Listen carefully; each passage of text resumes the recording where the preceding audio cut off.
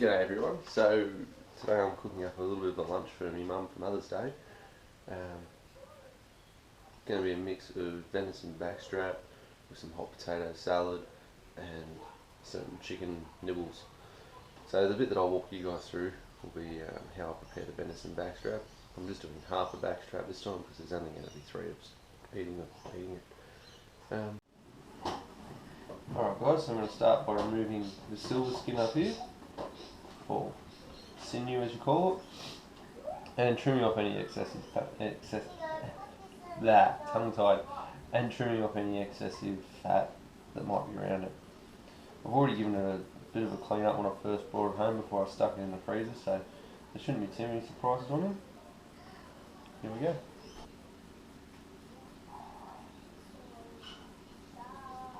The good thing is once you get a bit of a roll on, as you just saw before, it all sort of pulls up fairly quick.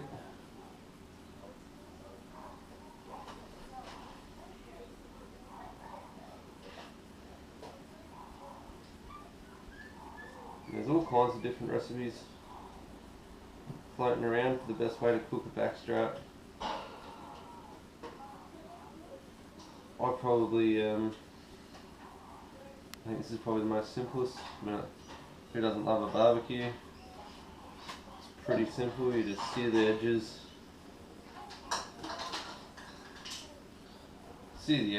And then just close the hood of the barbecue and let it cook for 10-15 minutes.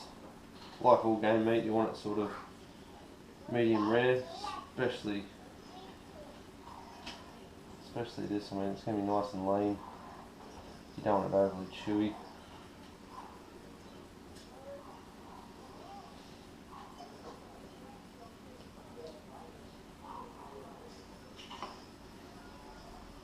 This is time consuming, but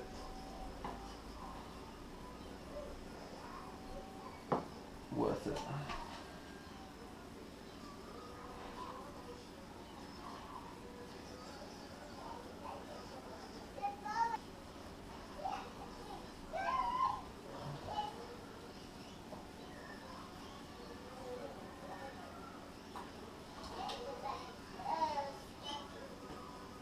See what I mean? When you sort of get a good go at it.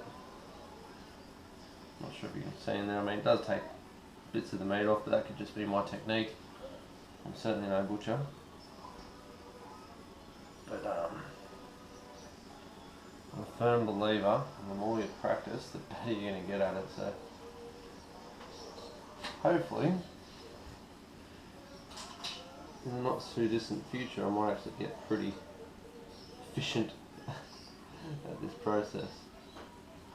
So normally when I'm taking sinew off of the backstrap, I typically use backstrap for if I'm not butchering it, I use it for jerky. You know, typically it would be smaller animals like your goats and whatnot. But venison, on the other hand, you get a decent cut off of it. This is off a fallow, which is in my mind one of the better tasting of the deer variety. They're smaller, so I mean you don't get as much meat as you would off of a red or a sandbar or whatnot. To the American or northern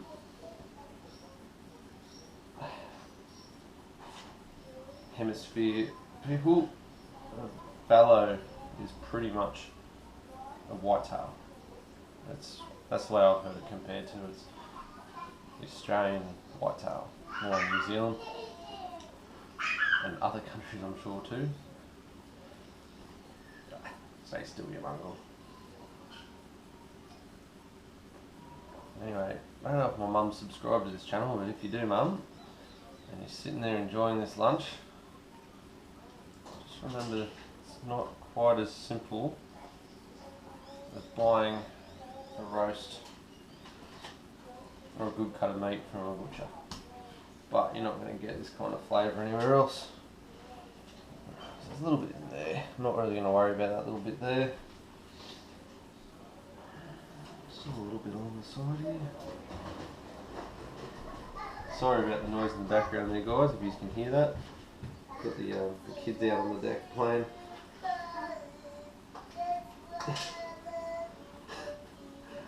I've got my nearly 5-year-old daughter out there singing her head off.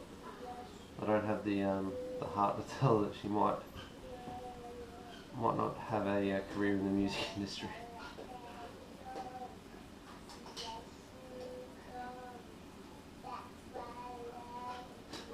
I really hope you can hear that.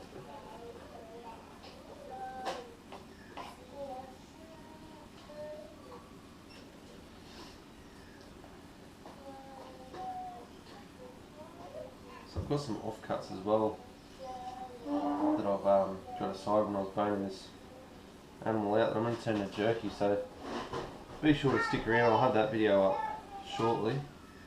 A mate of mine from work gave me a pretty good recipe, and yeah, if it turns out like any of his batches of jerky, I'll be a very happy man. I used to think I knew a thing about jerky, but old Matty puts any of my batches to shame. So he was kind enough to give me his recipe. We'll see how that turns out. A little gunk in there, that's alright.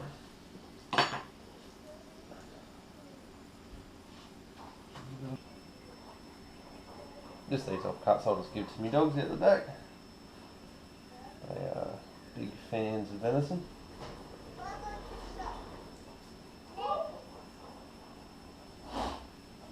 This is just half of a backstrap because there's not really many of us. And look at that, that's beautiful. A couple little bits on there, that'll be fine. So what the plan's going to be is I'm going to give it a bit of a dose with some cracked pepper and some garlic and herb salt. I was hoping to put some onion powder on here, but this mix here actually has a bit of onion on it, so I'm going to soak, well not soak, but coat pretty liberally all 4 sides of it. Then after that, I'm going to probably let it sit for a little bit, let that sort of absorb into the meat. And then I'm just going to give it a bit of a roasting on the bub. Hi Hannah. After that, I'm going to give it a nice char on the barbecue. A couple minutes either side, probably 2 or 3 minutes on either side, just till it gets a nice char on it. Then I'll stick it to the other side of the barbecue where it'll just roast for probably 5 minutes or so. And yeah, we'll see how that cooks up. Alright guys, so get those scraps to the dogs. They're I think I'm their new best friend now. So now I'm just going to give it a nice liberal quota. Pepper, cracked pepper over the top. Now a lot of garlic and herb salt. Now, like I said, you really want to give it a good coating.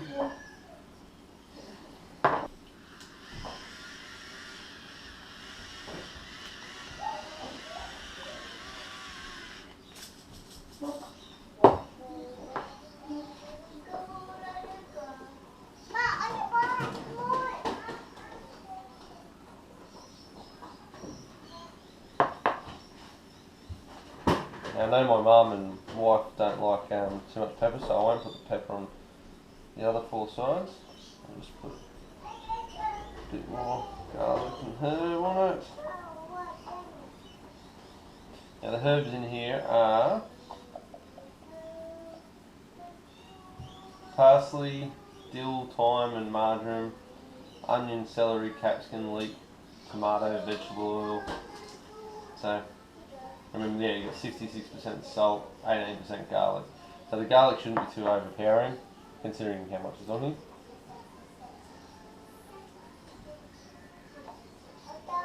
But what you'll notice is the salt will give it that nice, crispy look to it. Beautiful.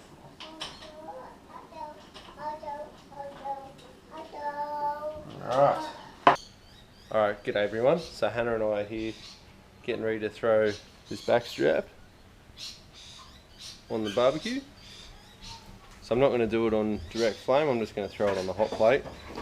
Just waiting for the hot plate to cool down a little bit. Don't want it to cook too fast, just want to get that char on it for a couple minutes. So we'll throw it on once it's cooled down. Get a nice char on all sides and throw it over this side. And the barbecue was sitting at about 160, so leave it there for 160 for about 5-10 minutes. I'll be in the video too. Yes, honey, you're on the video too now.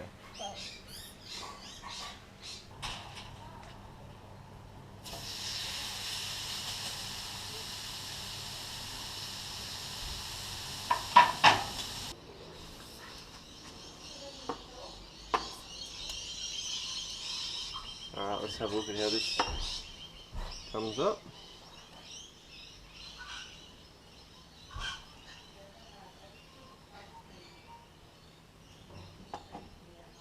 Beautiful. Probably a little bit overcooked.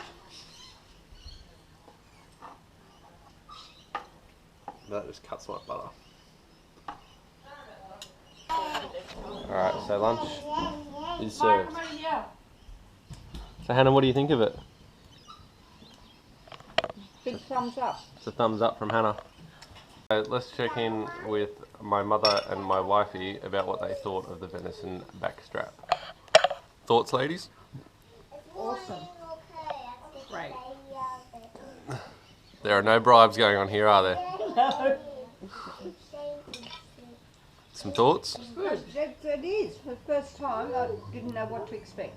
The flavours were good. They're off my face. They're not as, they're a bit more camera shy than I am.